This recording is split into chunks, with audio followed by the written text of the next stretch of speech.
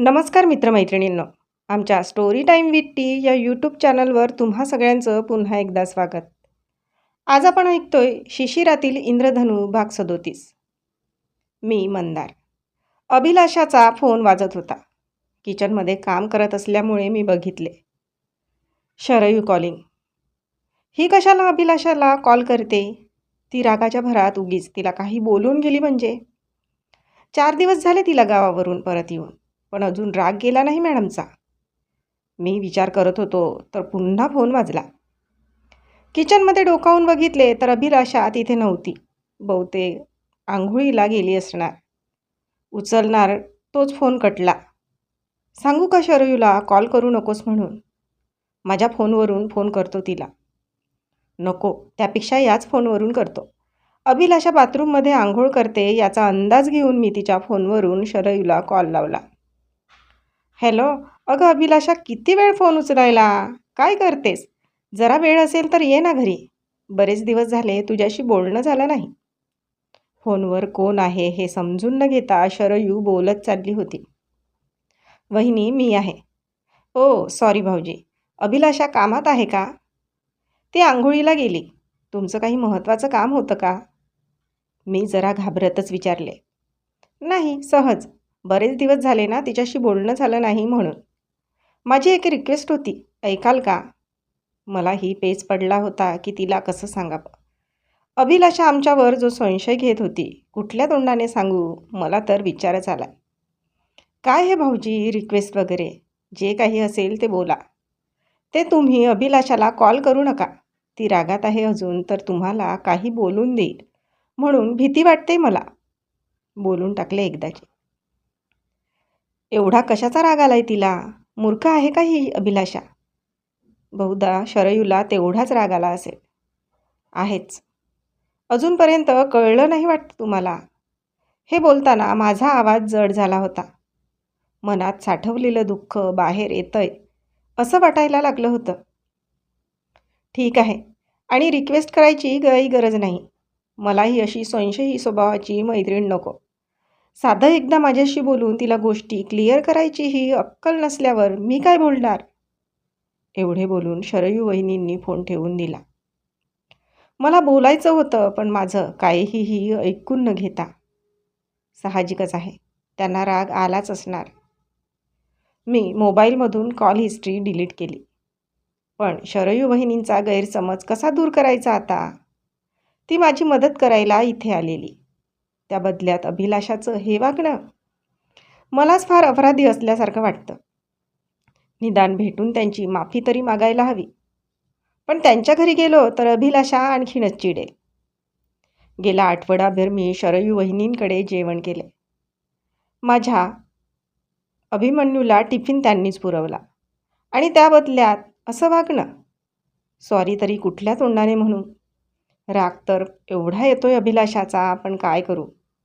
गैरसमज मिटवण्याचा प्रयत्न करत आहे पण तेही अपुरे पडतात. त्या दिवशी मी शरयू वहिनींच्या हाताने औषध घेत होतो. तेवढ्यात अभिलाषा आली आणि तिने जो काही रागीट लूक दिला, माझ्या हातून पाण्याचा ग्लास खाली पडला. शरयूने तो उचलून दिला. ती अभिलाषासोबत बोलण्याचा प्रयत्न करत होती, पण अभिलाषा तिच्याकडे रागाने पाहत बेडरूममध्ये निघून गेली.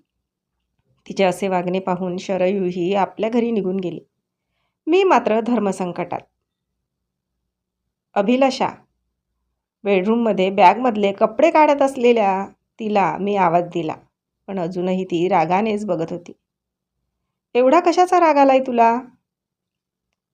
माझ्या मागे हे धंदे चाललेत तुमचे, म्हणून मला साधा फोनसुद्धा करावासा वाटला नाही तुम्हाला? बोलण्यात जाळ होता नुसता. काहीही काय बोलतेस?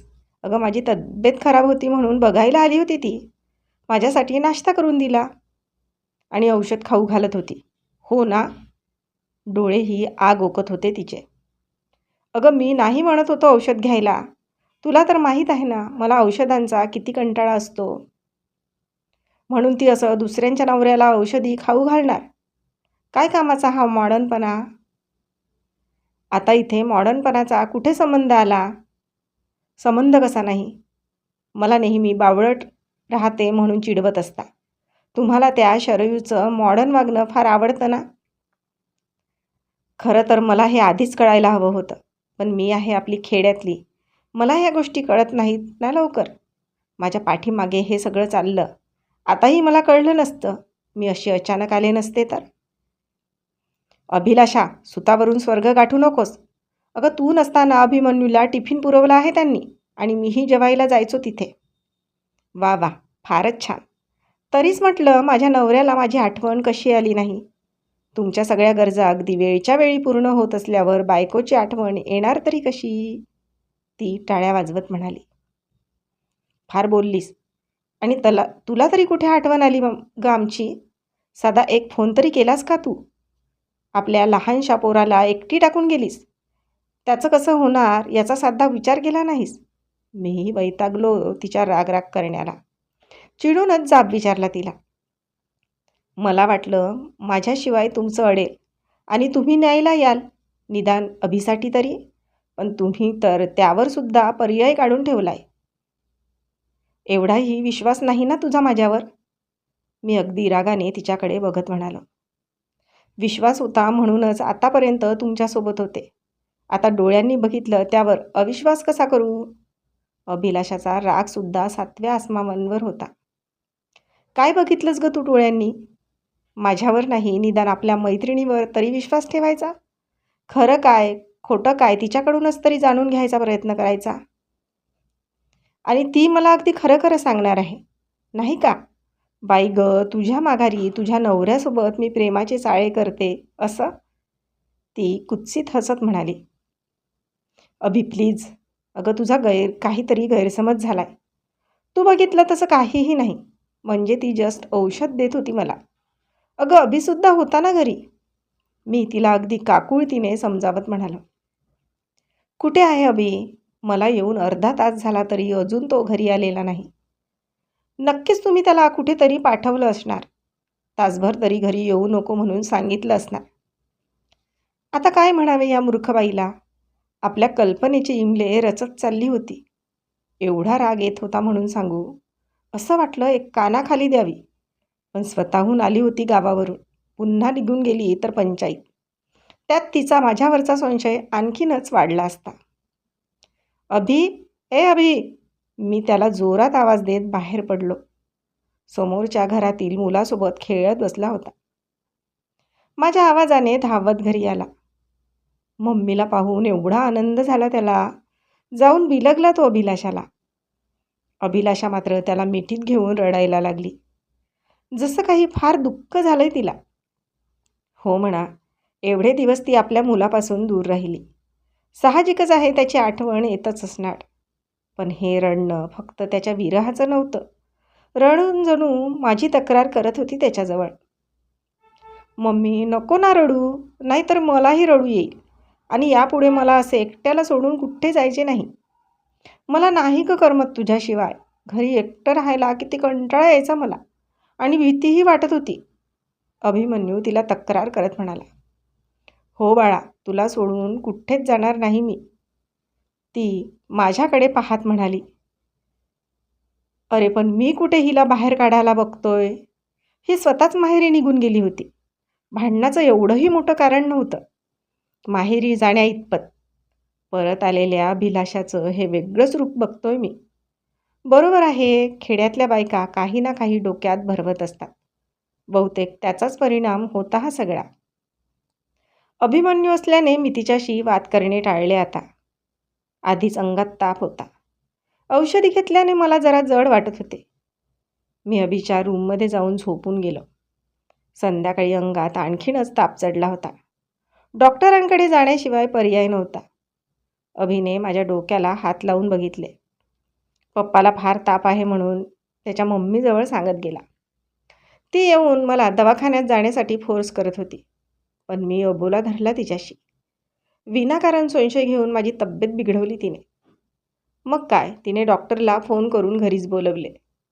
त्यांनी चेक करून मला औषध दिले, सोबत इंजेक्शनही. सकाळी उठल्यावर मला बरे वाटत होते. ऑफिसला जायची अजिबात इच्छा नव्हती. पण घरी राहून अभिलाषासोबत वाद घालण्यापेक्षा मी ऑफिसला जाणे ठीक समजले. ऑफिसमध्ये जाऊन खुर्चीवर मान टेकून निवांत झोपलो. थोडीफार कामं होती, तीही केली. अजूनही आमच्यात बोलणे सुरू झाले नव्हते. बोलायला गेलं की शरयूचा विषय निघालाच समजा. तिला तिच्या माघारी नको नको ते बोलणे, तेही तिचा यात काहीही दोष नसताना. चीड येत होती, पण काहीच करू शकत नव्हतो मी. शरयूला हे बोलणे माहीत पडले तर ती काय करेल हाच विचार जास्त छळत होता मला. कदाचित एकमेकांचे केस ओढण्यापर्यंत भांडणं व्हायची.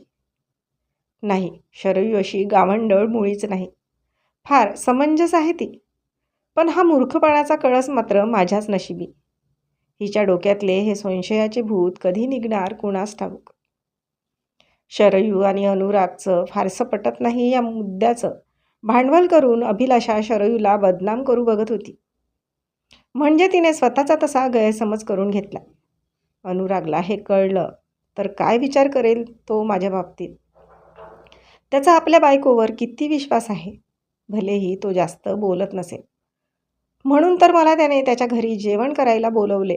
तो स्वतः घरी नसतानाही मला घरी येऊन जेवून जाण्यासाठी आग्रह असायचा.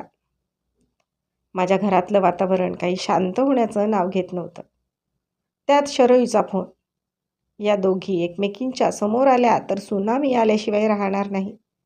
आणि 4 लोकांसमोर आपला तमाशा झालेला मलाही चालणार नाही. म्हणून मग मी शरयूला फोन करून कळवून टाकले. खरं तर मला तिची माफी मागायची आहे, पण तिलाही राग आलाय.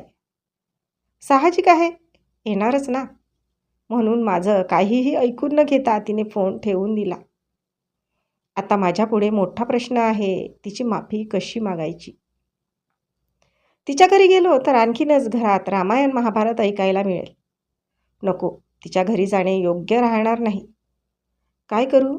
तिच्या ऑफिसमध्ये जाऊन भेटून घेऊ का तिची? ती काय विचार करेल माझ्या बाबतीत? आणि तिच्या ऑफिसमधली लोक काही चुकीचा तर समज करून घेणार नाहीत ना. पुणे शहर आहे हे. इथं एवढ्याशा गोष्टीचा बाऊ करण्याची कुणाला सवयही नाही आणि वेळही नाही. उगाच घाबरतोय मी. मला तिची भेट घ्यावीच लागेल. तिच्या ऑफिसमध्ये जाऊन भेटतोच तिला. दुसऱ्या दिवशी का कुणास ठाऊक नेहमीपेक्षा चांगला तयार झालो मी. शर्टसुद्धा माझ्या आवडीचा अगदी ठेवणीतला घातला. परफ्यूमही थोडासा जास्तच. अभिलाषा माझ्याकडे डोळे वटारून बघत होती. आजकाल बोलणं तर फार कमी झालं होतं तिचं. त्यात हे संशयी नजरेने माझ्याकडे बघणं मला टोचल्यासारखं वाटायचं. मी आता तिच्याकडे दुर्लक्ष करायला सुरुवात केली. माझी चूक नसताना मी वारंवार का सफाई द्यायची तिला. ऑफिसमध्ये आलो, पण कामात मन लागत नव्हते. लंच टाईममध्ये शरयूला भेटायला जायचे ठरवून टाकले होते मी. तेही तिला काहीही न कळवता. काय रिॲक्ट करेल ती? अभिलाषाचा राग माझ्यावर तर काढणार नाही ना?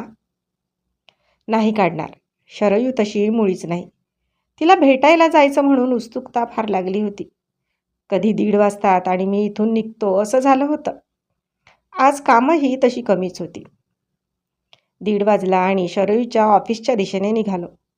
फार फार तर 20 मिनिटांचे अंतर असेल. तिचा लंच टाईम 2ला असतो हे मला माहीत होतं. त्यामुळे लंच टाईममध्ये बोलणं होईल. पण मला पाहून तिने चिडायला नको म्हणजे झाले. नाहीतर वड्याचे तेल वांग्यावर निघायचे. मी विचार करत निघालो. मनात मात्र एक वेगळीच हुरहुर लागली होती. तर आजचा भाग इथपर्यंतच. भेटू या पुढच्या भागात लवकरच. तोपर्यंत आमच्या या भागाला लाईक आणि कमेंट्स करायला विसरू नका. आणि अजूनपर्यंत आमच्या चॅनलला सबस्क्राईब केले नसेल तर लगेच सबस्क्राईब करा. धन्यवाद.